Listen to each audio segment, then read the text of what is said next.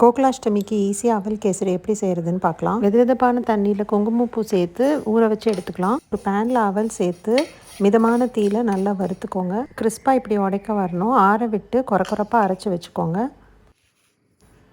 கொஞ்சம் நெய் சேர்த்து முந்திரி பருப்பு போட்டுக்கோங்க. அதை நல்லா கோல்டன் ப்ரௌன் ஆகிற வரைக்கும் வறுத்து எடுத்து வச்சுக்கோங்க. அடுத்து திராட்சை சேர்த்துக்கலாம். அதுவும் நல்லா உப்பி வந்து கோல்டன் ப்ரௌன் ஆனதுக்கப்புறம் எடுத்து வச்சுக்கலாம். அரைச்சி வச்ச அவலை சேர்த்துக்கலாம். ஒரு 2-3 நிமிஷம் மிதமான தீயில் வறுத்துக்கோங்க. கொதிக்கிற தண்ணியை ஊற்றி கிளறி விடுங்க. கட்டிப்படாமல் இருக்க மிக்ஸ் பண்ணிகிட்டே இருங்க. இது ஒரு 2-3 நிமிஷத்துக்குள்ளே வெந்து வந்துடும்.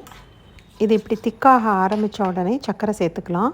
அது கூடவே நம்ம ஊற வச்ச குங்குமப்பூ தண்ணியையும் சேர்த்துக்கலாம். ஏலக்காய் வேணும்னா சேர்த்துக்கோங்க. கிளறிட்டே இருங்க. கலர் நல்லா மஞ்சள் கலர் மாறி வந்துடும். மிதமான தீயில் கிண்டிகிட்டே இருக்கலாம். கெட்டியாக ஆரம்பித்தோடனே நெய் சேர்க்க ஆரம்பிக்கலாம். கொஞ்சம் கொஞ்சமாக சேர்த்துக்கோங்க. மிக்ஸ் பண்ணிகிட்டே இருங்க. கைவிடாமல் கிளறிட்டே இருங்க. ஒரு ஸ்டேஜில் நல்லா சைட்லேருந்து ஒட்டாமல் வர ஆரம்பிக்கும். அந்த நேரத்தில் நம்ம வறுத்து வச்ச முந்திரி திராட்சை சேர்த்துட்டு மிச்சம் இருக்கிற நெய்யையும் சேர்த்து ஒரு கிண்டிட்டு ஆஃப் பண்ணிடலாம். இந்த அளவுக்கு தளர இருந்தால் தான் அது கெட்டியாகும் போது சரியாக வரும். அவல் கேசரி ரெடி. ஸ்வீட் புதுசாக செய்கிறவங்களுக்கு கூட இது ஈஸியாக இருக்கும். கண்டிப்பாக ட்ரை பண்ணுங்கள்.